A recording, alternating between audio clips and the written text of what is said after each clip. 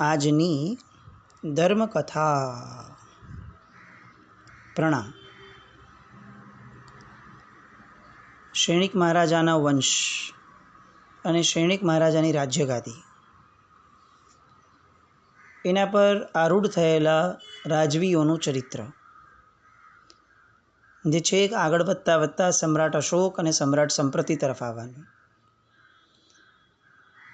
એ પૂર્વે જે નંદવંશ થયો, એ નંદવંશના રાજાઓની વાતો અત્યારે આપણી ચાલી રહી છે. નંદ ત્રીજા સુધી આપણે ગઈકાલ સુધી જોયું. સ્થૂલીભદ્રજીનું ચરિત્ર થયું.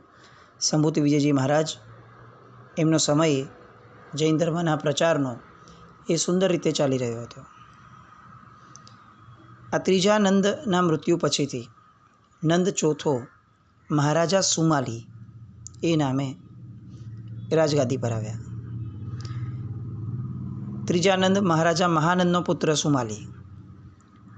પણ આ સુમાલીના રાજ્યકાળ દરમિયાન કેટલાક અંતરાયો આવવાના શરૂ થયા. અત્યાર સુધી નંદીવર્ધન રાજા, એટલે કે પહેલા નંદ, બીજા નંદ અને ત્રીજા નંદમાં એક વિસ્તારની નીતિ રહી હતી અને એક ચક્રી શાસન રહ્યું.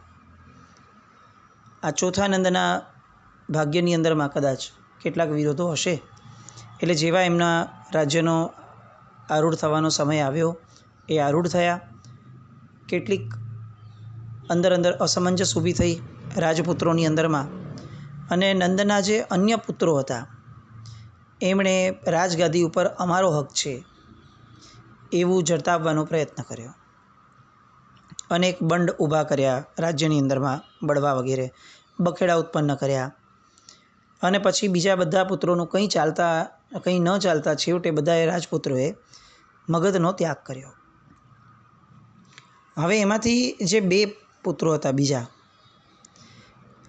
એ બે રાજપુત્રોએ મોસાળ પક્ષના રાજાઓ જે હતા એમનો સાથ લઈ અને મહારાજા મહાનંદ જે છે, જે ત્રીજા થયા નંદ, એના સમયે શકડાલના મૃત્યુ પ્રસંગે જે અમાત્ય અને જૈન વર્ગ હતા મહાજનો, એને જે કેટલોક અસંતોષ રહી ગયો હતો, એ લોકોનો સપોર્ટ આ બે રાજ્યપુત્રોએ લીધા. એટલે કેવું થયું કે ચોથો નંદ રાજ્ય કરે છે અને એના જ રાજ્યના અમાત્યો, એના જ રાજ્યના કેટલાક સૈનિકો, અમલદારો, એ જે બીજા બે રાજપુત્રો હતા જેણે બળવો પોકાર્યો હતો, એને સાથ આપવા માટે આગળ વધ્યા. અને આના કારણે આંધ્રપ્રદેશ અને મગધના બીજા બે મોટા પ્રાંતો ટોટલ કબજે થયા.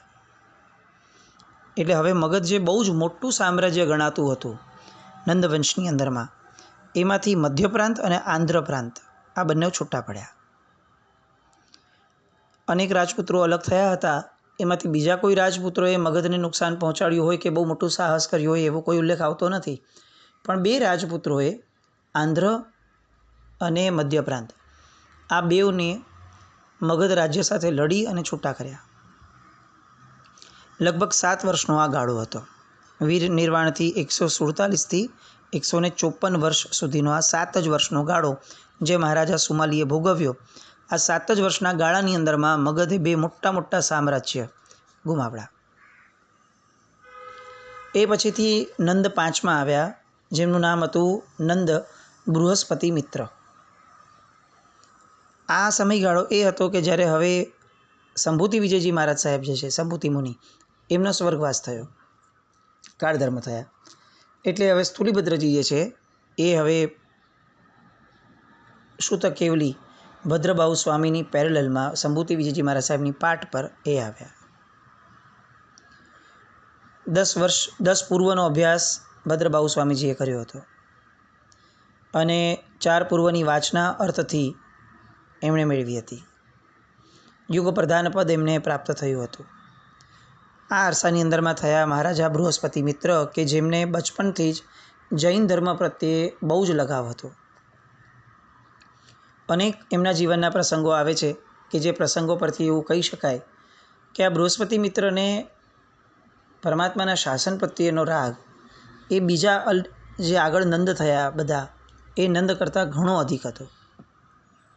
અલબત્ત આગળના 4 નંદ એ જૈન ધર્મી જ હતા, પણ આ નંદ જે છે પાંચમો બૃહસ્પતિ મિત્ર, એ કંઈક વિશેષ લાગણી લઈને જન્મ્યો હોય એ રીતે એણે રાજ્ય શાસન કર્યું.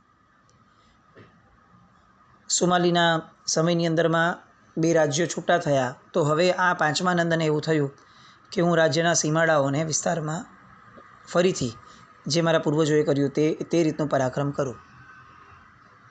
ઇતિહાસ એવું નોંધે છે કે આ જે પાંચમો નંદ હતો બૃહસ્પતિ મિત્ર, એ ઉંમરમાં નાનો હોવા છતાં પણ ચતુરાઈની અંદરમાં ખૂબ મોટો હતો. એમણે સૌથી મોટું રાજ્ય એ સમયનું જે કહી શકાય એવા કલિંગના રાજ્યો ઉપર, એની બોર્ડર ઉપર હુમલો શરૂ કર્યો. આખા ભારત વર્ષની અંદરમાં એક પણ રાજવી એવો ન હતો જે કલિંગ દેશની મજબૂત સીમાઓને ચેલેન્જ કરે અથવા પડકારે.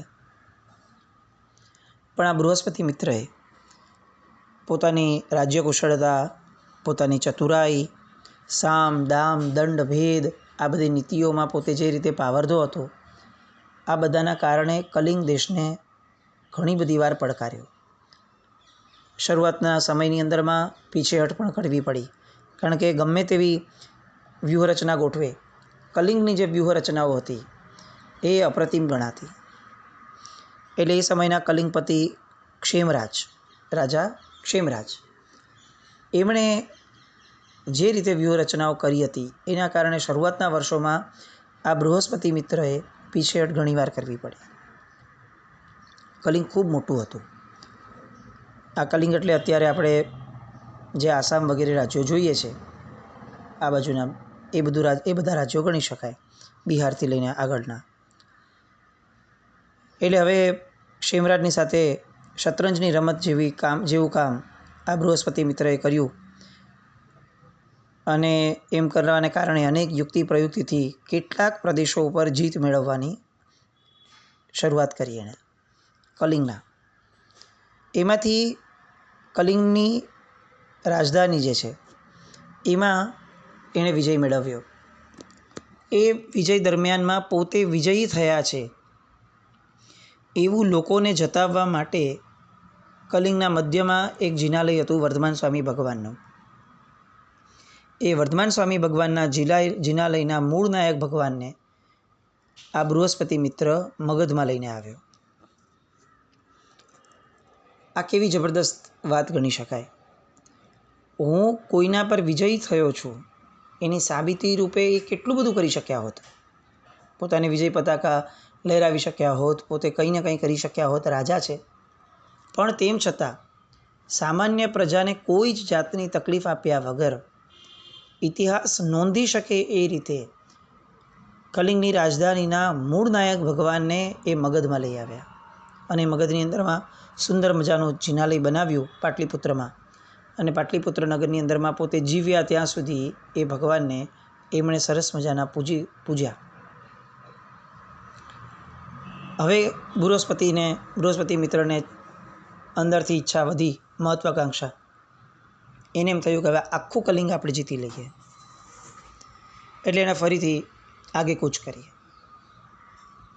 બહુ યુદ્ધ એની પીક ચરમસીમાએ હતું. એવા સમયે કુદરતના સંજોગો બદલાયા અને મગધને 12 વર્ષના દુકાળમાં સપડાવવું પડ્યું.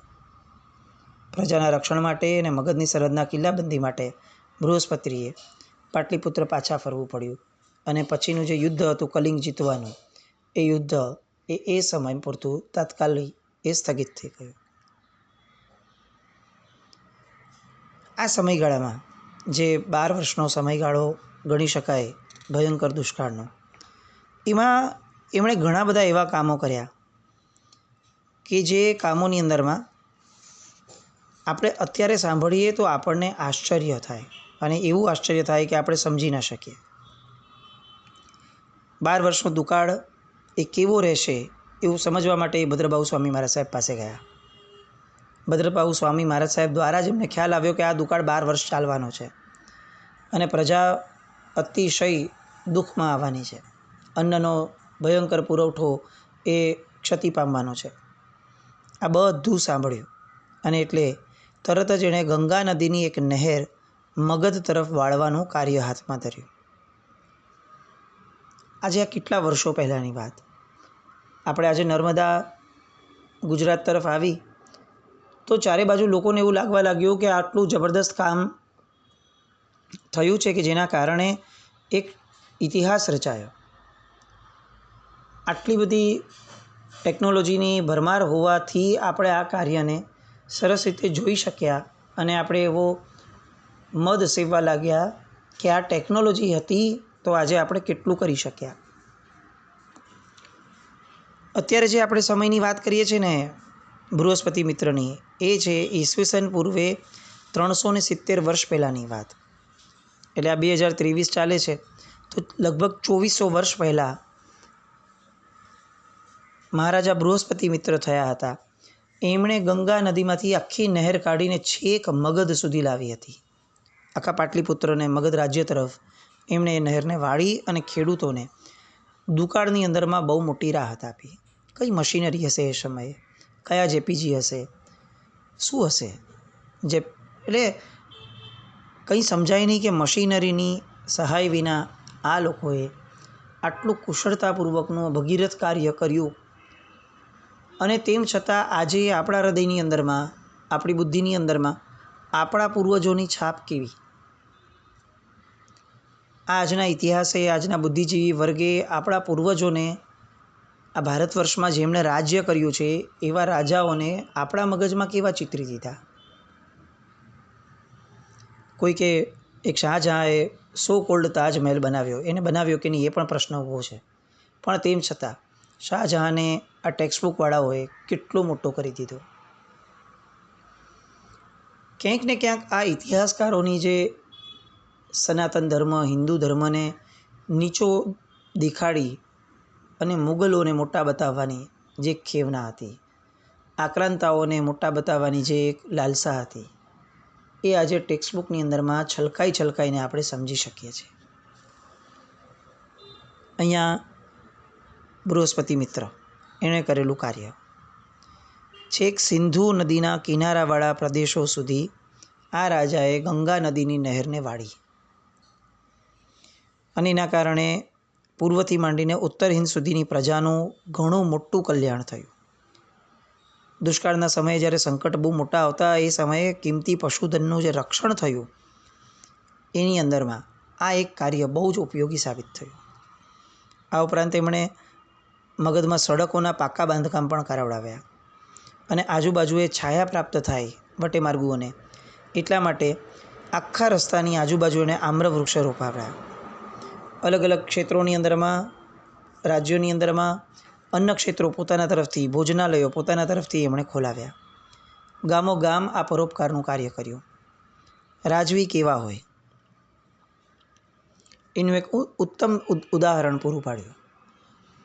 આપણે જ્યારે એવું વિચારીએ કે બોલીએ કે સાંભળીએ છીએ ને કે ભારતમાં આપણા જે રાજાઓ થયા એ બધા રાજાઓ વિલાસી હતા, ત્યારે આ બૃહસ્પતિ મિત્ર નામના રાજાને ચોક્કસપણે યાદ કરવા જેવો છે. બહુ ટૂંકો કાર્યકાળ, કારણ કે વર્ધમાન સ્વામી ભગવાનના નિર્વાણના 157મા વર્ષે અચાનક માંદગી આવી અને અચાનક જ એનું મૃત્યુ થતાં સ્વર્ગવાસ થયો. પણ એ અચાનક સ્વર્ગવાસ થતાં પહેલાં એમણે પોતાના ટૂંકા જીવનની અંદરમાં રાજ્યના ભલા માટે કેટલા જબરદસ્ત કાર્યો કર્યા. એક રાજવી જ્યારે બરોબર પ્રાપ્ત થાય ત્યારે એ રાજવી કઈ રીતે હજારો લાખો લોકોના જીવનને એ સારા માર્ગે વાળી શકે છે એનું ઉદાહરણ આ બૃહસ્પતિ મિત્ર રાજા દ્વારા પ્રાપ્ત થયું, જે હતા 5મા નંદ, એટલે નંદવંશના 5મા રાજા. એ પછી મગધની રાજ્યગાદી ઉપર ધનનંદ એમનો દીકરો એ આવ્યા.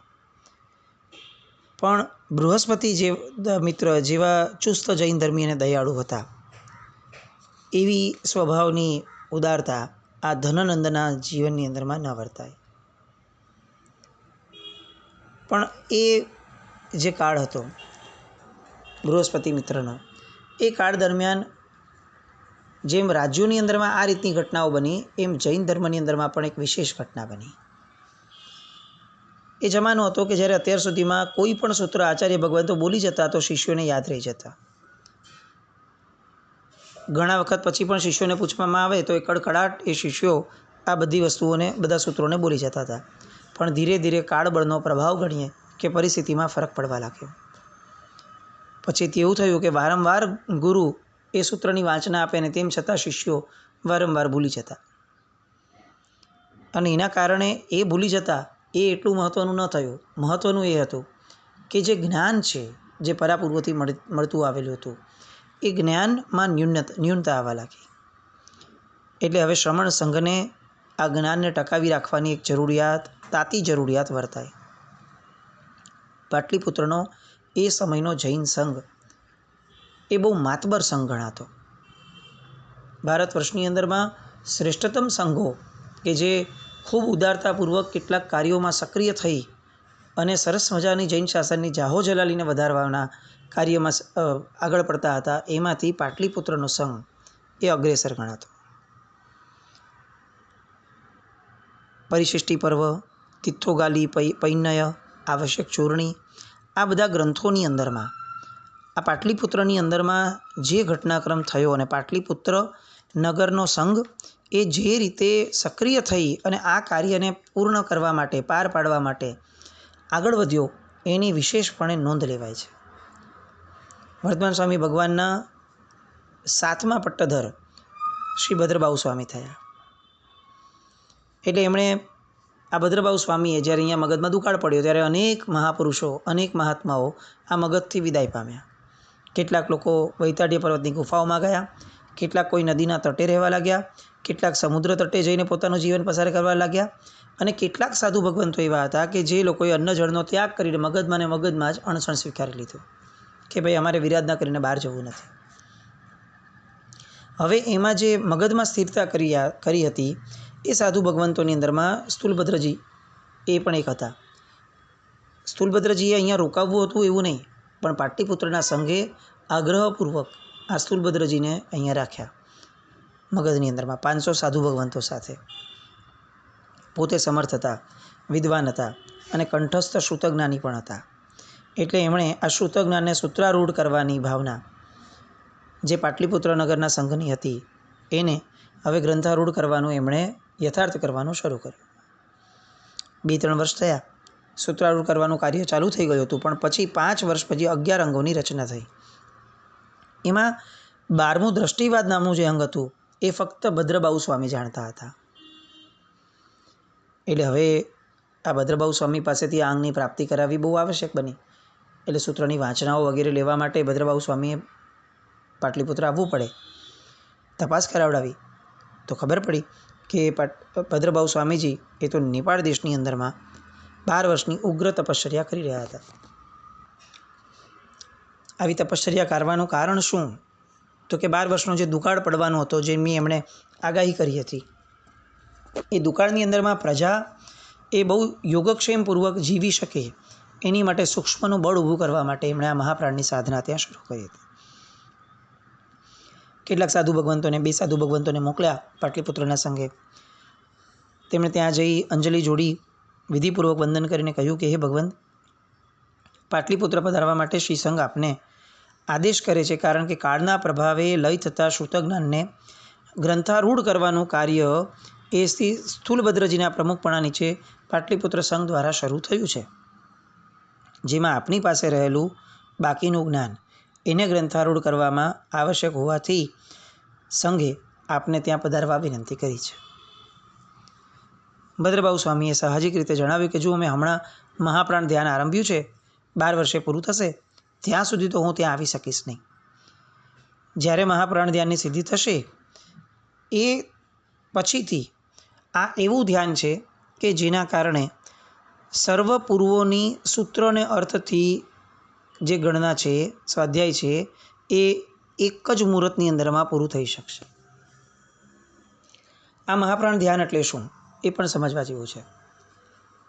બારાખડીમાં આવતો હ નામનો શબ્દ, એ શબ્દનું ધ્યાન એ મહાપ્રાણનું ધ્યાન કહેવાય. એ ફક્ત હ નામના શબ્દની ઉપર એટલું બધું ઊંડું ઉતરાય, નાભીના પાતાળની અંદરમાં આ ધ્યાનને લઈ જવું અને એના કારણે મતિજ્ઞાનનો એવો વિસ્તાર, એવો ક્ષયોપશમ થાય કે જેના કારણે 14 પૂર્વના જે સૂત્રો છે એને ફક્ત એક અંતર્મુહૂર્તની અંદરમાં, એક મુહૂર્તની અંદરમાં એ સૂત્રોનો આખોને આખો સ્વાધ્યાય કરી શકાય એવી મતિ ઉત્પન્ન થાય. આપણને બહુ ગજબ નાક લાગે એવી આ બધી સાધનાઓ, જે સાધનાઓ આપણા પૂર્વજો પાસે જબરદસ્ત હતી, આજે આપણે એ બાબતમાં બહુ દરિદ્રી સાબિત થઈ રહ્યા છીએ. ભદ્રભાવ સ્વામીએ તો કીધું કે ભાઈ હું હમણાં તો નહીં આવી શકું. એટલે મુનિ ભગવંતોએ ઉગ્ર વિહાર કર્યો, પાટલીપુત્ર પહોંચ્યા, સંઘને જવાબ આપ્યો. સંઘે પણ દીર્ઘદ્રષ્ટિપૂર્વક વિચાર કર્યો અને બીજા 2 સાધુ ભગવંતોને ફરીથી ત્યાં નેપાળ મોકલ્યા અને કીધું કે જે શ્રી સંઘની આજ્ઞા ન માને એને કઈ શિક્ષા આપી શકાય. અને જો તમને ભદ્રભાવ સ્વામી એમ કહે કે એને સંઘની બહાર કરવો જોઈએ, જે સંઘની આજ્ઞા ન માને એને, તો તમારે આચાર્ય ભગવંતને એવું કહેવાનું કે સાહેબ, તો તમે પોતે આ શિક્ષાને પાત્ર છો, કારણ કે તમે પાટલીપુત્રના સંઘની આજ્ઞાને લોપી છે. આવી રીતે સમજાવી અને 2 મુનિ ભગવંતોને નેપાળ ભદ્રભાવ સ્વામી પાસે મોકલ્યા. અને ભદ્રભાવ સ્વામી આનો વચલો રસ્તો કઈ રીતે કાઢે છે, પ્રત્યુત્તર શું આપે છે. આચાર્ય પદે, યુગ પ્રધાન પદે બિરાજમાન હોવા છતાં શ્રી સંઘની આજ્ઞા એ કેટલી મોટી છે એનું જે આ એક દ્રષ્ટાંત સાંભળવા મળે છે આપણને, એ અજોડ છે. આજે સંઘોની ઉપરવટ થઈને કાર્યો કરતા જેટલા પણ વ્યક્તિઓ છે, પછી ગમે તે પદ ઉપર હોય, એ બધાએ બહુ ચોક્કસપણે આ ભદ્રભાવ સ્વામીના ઉલ્લેખને, આ દ્રષ્ટાંતને ધ્યાનમાં રાખવા જેવું છે. ભદ્રભાવ સ્વામી વચલો રસ્તો કઈ રીતે કાઢે છે એની વાતો ફરીથી આવતીકાલે મળીને આપણે સૌ સ્વાધ્યાયમાં લઈએ. જીનાજ્ઞા વિરુદ્ધ કંઈ પણ બોલાવ્યું તો મિચ્છામિ દુક્કડમ. જૈનમ જયતિ શાસનમ.